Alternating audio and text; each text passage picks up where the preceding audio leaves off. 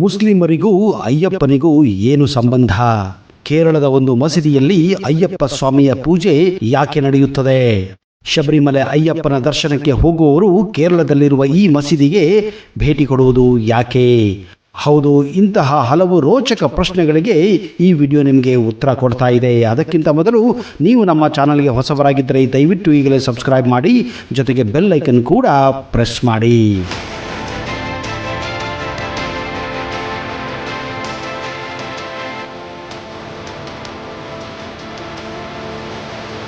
ನಮಸ್ಕಾರ ಸ್ನೇಹಿತರೆ. ಅಯ್ಯಪ್ಪನ ಮಹಿಮೆ, ಅಯ್ಯಪ್ಪನ ಪವಾಡ, ಅಯ್ಯಪ್ಪನ ಚಮತ್ಕಾರ ಒಂದ ಎರಡ? ಆ ಶಬರಿಮಲೆ ಅಯ್ಯಪ್ಪನನ್ನು ಭಕ್ತಿಯಿಂದ ಬೇಡಿಕೊಂಡರೆ ನಿಮ್ಮೆಲ್ಲ ಕಷ್ಟಗಳು ನಿವಾರಣೆಯಾಗುತ್ತವೆ ಅನ್ನೋದು ಜಗಜ್ಜಾಹೀರಾತವಾಗಿದೆ. ಇದೇ ಕಾರಣ ಕೋಟ್ಯಾಂತರ ಅಯ್ಯಪ್ಪನ ಭಕ್ತರು ಪ್ರತಿ ವರ್ಷ ಶಬರಿಮಲೆಗೆ ಭೇಟಿ ಕೊಟ್ಟು ಅಯ್ಯಪ್ಪನ ದರ್ಶನವನ್ನು ಪಡೆದು ಧನ್ಯರಾಗುತ್ತಾರೆ.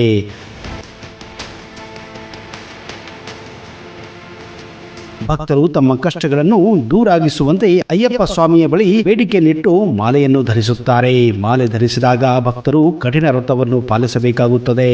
ಮಾಲೆ ಧರಿಸಿದ ವ್ರತಧಾರಿಗಳು ಕೊರೆಯುವ ಚಳಿಯಲ್ಲಿ ಮುಂಜಾನೆ ಬೇಗ ಎದ್ದು ತಣ್ಣೀರಿನಿಂದ ಸ್ನಾನ ಮಾಡುತ್ತಾರೆ. ಹಿಡಿದ ವ್ರತ ಮುಗಿಯುವ ತನಕ ಕಾಲಿಗೆ ಚಪ್ಪಲಿಯನ್ನು ಕೂಡ ಧರಿಸುವುದಿಲ್ಲ. ಮಾಂಸಾಹಾರದೊಂದಿಗೆ ತಮ್ಮ ಐಷಾರಾಮಿ ಜೀವನ ಶೈಲಿಯನ್ನು ತ್ಯಜಿಸಿ ದುಶ್ಚಟಗಳಿಂದ ದೂರಾಗಿ ಅಯ್ಯಪ್ಪನ ನಾಮ ಸ್ಮರಣೆಯಲ್ಲಿ ತಲ್ಲೀನರಾಗಿರುತ್ತಾರೆ. 41 ದಿವಸಗಳ ಕಾಲ ಕಠಿಣ ವ್ರತವನ್ನು ಆಚರಿಸಿ ಇರುಮುಡಿ ಹೊತ್ತು ಪಂಪಾ ನದಿಯಲ್ಲಿ ಪವಿತ್ರ ಸ್ನಾನವನ್ನು ಮಾಡಿ ಶಬರಿಮಲೆಯಲ್ಲಿರುವ ಆ 18 ಮೆಟ್ಟಿಲುಗಳನ್ನು ಹತ್ತಿ ಅಯ್ಯಪ್ಪನ ದರ್ಶನ ಮಾಡಿ ಪುನೀತರಾಗುತ್ತಾರೆ. ಇದು ನಿಮಗೆಲ್ಲ ಗೊತ್ತಿರುವ ವಿಚಾರವೇ. ಆದರೆ ಶಬರಿಮಲೆ ಅಯ್ಯಪ್ಪನ ದೇವಸ್ಥಾನಕ್ಕೆ ಹೋಗುವ ಮೊದಲು ಅಲ್ಲಿಗೆ ಹತ್ತಿರ ಇರುವೊಂದು ಮುಸ್ಲಿಮರ ಮಸೀದಿಗೂ ಹೋಗಿ ಆ ಮಸೀದಿಯಲ್ಲಿ ಅಯ್ಯಪ್ಪನ ಪೂಜೆ ಮಾಡುತ್ತಾರೆ ಅಂದರೆ ನೀವು ನಂಬುತ್ತೀರಾ? ಹೌದು, ಈ ವಿಚಾರ ತಿಳಿದರೆ ಪ್ರತಿಯೊಬ್ಬರಿಗೂ ಅಚ್ಚರಿ ಉಂಟಾಗುವುದು ಸಹಜವೇ. ಶಬರಿಮಲೆ ಹೋಗುವ ದಾರಿಯಲ್ಲಿ ಕೇರಳ ರಾಜ್ಯದ ಇರುಮಲೆ ಎಂಬ ಜಾಗದಲ್ಲಿ ವಾವರ್ ಮಸೀದಿ ಕೂಡ ಇರೋದು. ದೇವಸ್ಥಾನದಂತಿರುವ ಈ ಮಸೀದಿ ವಾವರ್ ಸ್ವಾಮಿಗೆ ಅರ್ಪಿತವಾಗಿದೆ. ವಿಶೇಷವೆಂದರೆ 106 ವರ್ಷಗಳಿಂದ ಶಬರಿಮಲೆ ಅಯ್ಯಪ್ಪನ ದರ್ಶನ ಪಡೆಯುವ ಮೊದಲು ಈ ಮಸೀದಿಗೆ ಹೋಗಿ ಅಯ್ಯಪ್ಪನ ಪೂಜೆ ಮಾಡಿ ಆಮೇಲೆ ಶಬರಿಮಲೆಗೆ ಹೋಗಿ ಅಯ್ಯಪ್ಪನ ದರ್ಶನ ಪಡೆಯುವುದು ವಾಡಿಕೆಯಾಗಿದೆ. ಈ ಮಸೀದಿಗೆ ಹೆಚ್ಚಾಗಿ ಕೇರಳ ಹಾಗೂ ತಮಿಳುನಾಡಿನಿಂದ ಬರುವ ಭಕ್ತರು ಭೇಟಿ ಕೊಡುವುದು ಒಂದು ಪದ್ಧತಿಯಾಗಿದೆ. ಈ ರೀತಿ ಅಯ್ಯಪ್ಪನ ಭಕ್ತರು ಮಸೀದಿಯಲ್ಲಿ ಪೂಜೆ ಮಾಡಲು ಒಂದು ಕಾರಣ ಇದೆ. ಇತಿಹಾಸದ ಪ್ರಕಾರ ವಾವರ್ ಎಂಬ ಒಬ್ಬ ಮುಸ್ಲಿಂ ಸಂತನಾಗಿದ್ದ. ಅವನು ಅರಬ್ ದೇಶದಿಂದ ಭಾರತಕ್ಕೆ ಇಸ್ಲಾಂ ಧರ್ಮದ ಪ್ರಚಾರ ಮಾಡೋಕೆ ಬಂದಿದ್ದ. ಹಾಗೆಯೇ ಇನ್ನೊಂದು ಕಥೆಯ ಪ್ರಕಾರ ವಾವರ್ ಒಬ್ಬ ಕಡಲ್ಗಳ್ಳನಾಗಿದ್ದ. ಸಮುದ್ರದಲ್ಲಿ ಕಂಡವರ ಹಡಗುಗಳನ್ನು ದರೋಡೆ ಮಾಡುತ್ತಿದ್ದ. ಹೀಗೆ ಭಾರತದ ಕೇರಳ ತೀರವನ್ನು ತಲುಪಿದಾಗ ಅವನಿಗೆ ಅಯ್ಯಪ್ಪನ ಪವಾಡಗಳ ಬಗ್ಗೆ, ಚಮತ್ಕಾರಗಳ ಬಗ್ಗೆ ಗೊತ್ತಾಗುತ್ತದೆ. ಅಂದಿನಿಂದ ವಾವರ್ ಅಯ್ಯಪ್ಪನ ಭಕ್ತನಾಗಿ ಪರಿವರ್ತನೆಗೊಂಡು ಒಬ್ಬ ಸಂತನಾಗುತ್ತಾನೆ ಎನ್ನುವ ಕಥೆ ಕೂಡ ಜಗಜ್ಜಾಹೀರಾತವಾಗಿದೆ.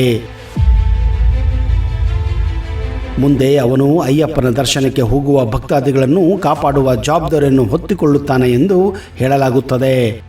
ತದನಂತರ ಅವನ ಸಾವಿನ ನಂತರ ಅವನ ನೆನಪಿಗಾಗಿ ಇರುಮಲೆಯಲ್ಲಿ ಇವನಿಗಾಗಿ ಒಂದು ಮಸೀದಿಯನ್ನು ಕಟ್ಟಿದ್ದಾರೆ. ಹಾಗೂ ಈ ವಾವರನ್ನ ಇಲ್ಲಿ ವಾವರ್ ಸ್ವಾಮಿ ಎಂದು ಕೂಡ ಪೂಜಿಸುತ್ತಾರೆ. ಈ ಮಸೀದಿಯಲ್ಲಿ ಈಗಲೂ ಕೂಡ ನೀವು ವಾವರ್ ಬಳಸಿದ ಖಡ್ಗವನ್ನು ಕಾಣಬಹುದು.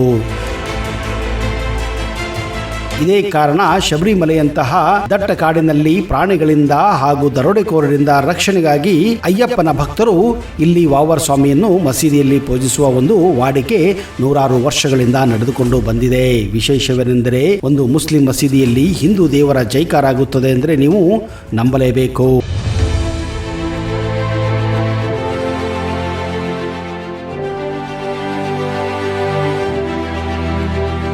ಕಪ್ಪು ಬಟ್ಟೆಯನ್ನ ಸಾಮಾನ್ಯವಾಗಿ ಅಶುಭವೆಂದು ಪರಿಗಣಿಸಲಾಗುತ್ತದೆ ಮತ್ತು ವಿಶೇಷವಾಗಿ ದೇವಸ್ಥಾನಕ್ಕೆ ಭೇಟಿ ನೀಡಿದಾಗ ಕಪ್ಪು ಬಟ್ಟೆಯನ್ನ ಬಳಸುವಂತಿಲ್ಲ. ಆದರೆ ನೀವು ಸಾಮಾನ್ಯವಾಗಿ ಗಮನಿಸಿರಬಹುದು, ಅಯ್ಯಪ್ಪ ಸ್ವಾಮಿಯ ಮಾಲೆ ಹಾಕುವ ಭಕ್ತಾದಿಗಳು ಹೆಚ್ಚಾಗಿ ಕಪ್ಪು ಬಟ್ಟೆಗಳನ್ನೇ ಧರಿಸುತ್ತಾರೆ. ಮಾಲಾಧಾರಿಗಳು ಯಾತ್ರೆ ಮುಗಿಯುವ ತನಕ ಕಪ್ಪು ಬಣ್ಣದ ಬಟ್ಟೆಯನ್ನೇ ಬಳಸುತ್ತಾರೆ. ಇದಕ್ಕೆ ಸಹ ಒಂದು ಕಾರಣವಿದೆ.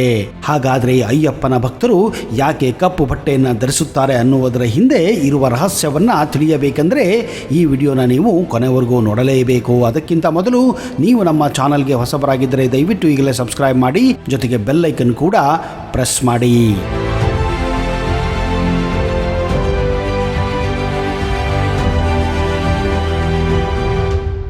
ಅಯ್ಯಪ್ಪ ದೀಕ್ಷೆ ಕಾರ್ತಿಕ ಮಾಸದ ಆರಂಭದಲ್ಲಿ ಪ್ರಾರಂಭವಾಗುತ್ತದೆ.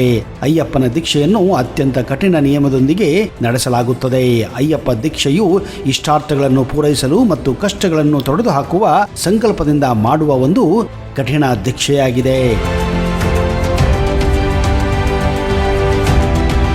ಶಬರಿ ಯಾತ್ರೆ ಹೋಗುವ ಮೊದಲು ಸುಮಾರು 41 ದಿವಸಗಳ ಕಾಲ ಕಠಿಣ ವ್ರತ ಆಚರಣೆ ಮಾಡಿ ಕಟ್ಟುನಿಟ್ಟಿನ ನಿಯಮಗಳನ್ನು ಪಾಲನೆ ಮಾಡುತ್ತಾರೆ. ಹಾಗೆಯೇ ಈ ಸಮಯದಲ್ಲಿ ಕಡ್ಡಾಯವಾಗಿ ಕಪ್ಪು ಬಟ್ಟೆ ಧರಿಸುವುದು ಒಂದು ಸಂಪ್ರದಾಯವಾಗಿದೆ. ಹಿರಿಯರು ಹೇಳುವ ಪ್ರಕಾರ ಕಪ್ಪು ಬಟ್ಟೆಯನ್ನು ಧರಿಸುವುದು ಅಶುಭ ಎನ್ನುತ್ತಾರೆ. ಆದರೆ ಅಯ್ಯಪ್ಪ ಮಾಲಾಧಾರಿಗಳು ಮಾತ್ರ ಕಡ್ಡಾಯವಾಗಿ ಕಪ್ಪು ಬಟ್ಟೆ ಹಾಕಲೇಬೇಕು. ಇದಕ್ಕೆ ಕಾರಣ ಶನಿ.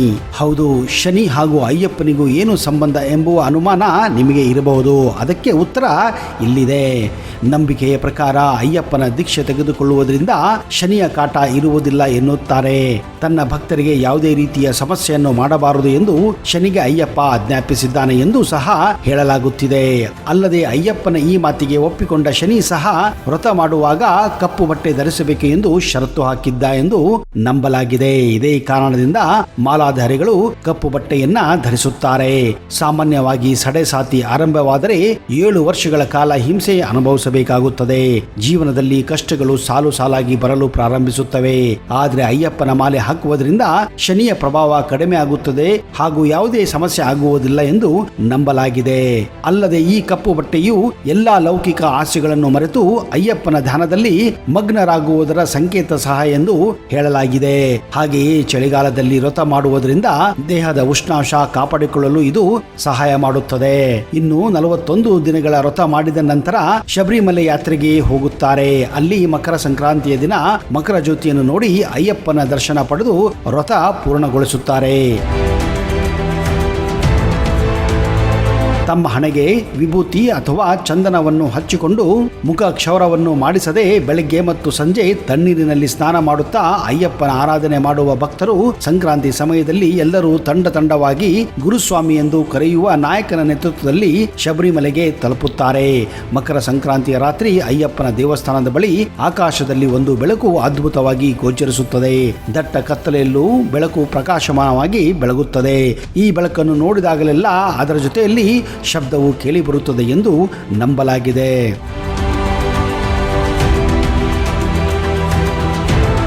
ಸ್ನೇಹಿತರೆ, ಈ ಮಾಹಿತಿ ನಿಮಗೆ ಹೇಗನಿಸಿತು? ಅಯ್ಯಪ್ಪನ ಭಕ್ತರು ಯಾಕೆ ಕಪ್ಪು ಬಟ್ಟೆ ಧರಿಸುತ್ತಾರೆ ಅನ್ನುವ ವಿಚಾರ ಈಗ ನಿಮಗೆ ಗೊತ್ತಾಗಿರಬೇಕು. ಇಂತಹದೇ ರೋಚಕ ಮಾಹಿತಿಯೊಂದಿಗೆ ಮುಂದಿನ ಸಂಚಿಕೆಯಲ್ಲಿ ಮತ್ತೆ ಸಿಗುತ್ತೇನೆ. ಅಲ್ಲಿಯವರೆಗೆ ಜೈ ಹಿಂದ್, ಜೈ Karnataka and better you take care. ವೀಕ್ಷಕರೇ, ನಿಮ್ಮಲ್ಲಿ ಯಾರಿಗಾದರೂ ಸಂತಾನ ಸಮಸ್ಯೆ, ವಿವಾಹ ಸಮಸ್ಯೆ ಇದ್ದರೆ ಈ ಪಂಡಿತರನ್ನ ಈಗಲೇ ಸಂಪರ್ಕಿಸಿ. ಪಂಡಿತ್ ವೈದ್ಯಮೋಡಿ ರಾಮಜ್ಜ, ಶ್ರೀ ಆಂಜನೇಯ ಸ್ವಾಮಿಯ ಆರಾಧಕರು, Indian famous astrologer. Get 100% solution to all your problems. Shri Pratyangira ದೇವಿಯನ್ನ ವಶಪಡಿಸಿಕೊಂಡಿರುವ ಏಕೈಕ ಜ್ಯೋತಿಷ್ಯರು. ಫೋನಿನ ಮೂಲಕ ನೇರ ಪರಿಹಾರದಲ್ಲಿ ಓಪನ್ ಚಾಲೆಂಜ್. ಆಂಜನೇಯ ಸ್ವಾಮಿಯ ಅನುಗ್ರಹದಿಂದ ವಿಶೇಷ ಪರಿಹಾರ ತಿಳಿಸುತ್ತಾರೆ. ನಿಮ್ಮ ಒಂದು ಕರೆ ನಿಮ್ಮ ಭವಿಷ್ಯವನ್ನೇ ಬದಲಾಯಿಸಬಲ್ಲದು. ಇವರ ದೂರವಾಣಿ ಸಂಖ್ಯೆ 9008220252.